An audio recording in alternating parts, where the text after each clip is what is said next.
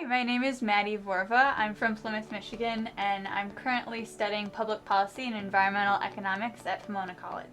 I decided to apply to the Mount Vernon Leadership Fellows Program because I was really looking for the time and support to really analyze my leadership journey, starting with an 8-year campaign I designed, and take a historical leader like George Washington and see how I could apply his lifelong lessons to my own life, and to take a place like Mount Vernon that I visited as a child and to really learn about how this country was founded through his experience. Well, I think I approach leadership from a listening perspective.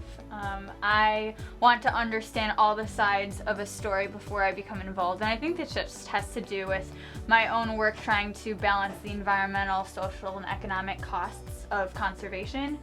I think especially being surrounded by a group of young people, just being reminded that leadership is for all ages and that there is a special kind of energy and enthusiasm that comes with just starting on a leadership journey, and I've been really motivated by my peers here. So my cause is to help educate young people across the country about rainforest conservation. I'm really passionate about this because as a 7th grader, I was really inspired by Dr. Jane Goodall's work with the chimpanzees, and so I decided that I was going to educate consumers about palm oil, which is causing rainforest destruction in Southeast Asia. And so palm oil is an ingredient in Girl Scout cookies, and I launched a campaign to get my Girl Scout organization, which I grew up in, to adopt a sustainable palm oil policy.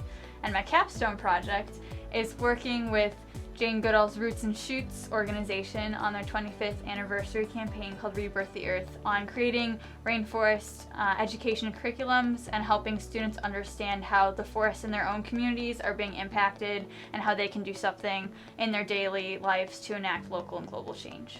So my favorite day at Mount Vernon was when we took a tour with Mr. Norton. He showed us the grounds, he showed us the garden. He's been working at Mount Vernon for 46 years, and his passion for his job and for this place really made Mount Vernon not just a historical place to me, but a home.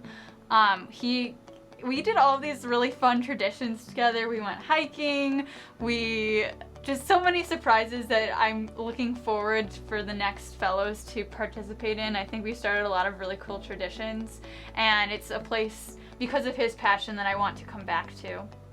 Another favorite part of this program for me was learning about the history of Mount Vernon, learning about Anne Pamela Cunningham's story, learning how the Mount Vernon Ladies Association came to be. As a young woman, I found it super inspiring to hear about how a young woman at the time organized her peers at a time where women couldn't vote, they couldn't own property, and this is the longest women's run board in the history of the country. And so I have loved hearing perspectives of current board members and seeing how this historic home was saved by a group of passionate women was something that I could really relate to.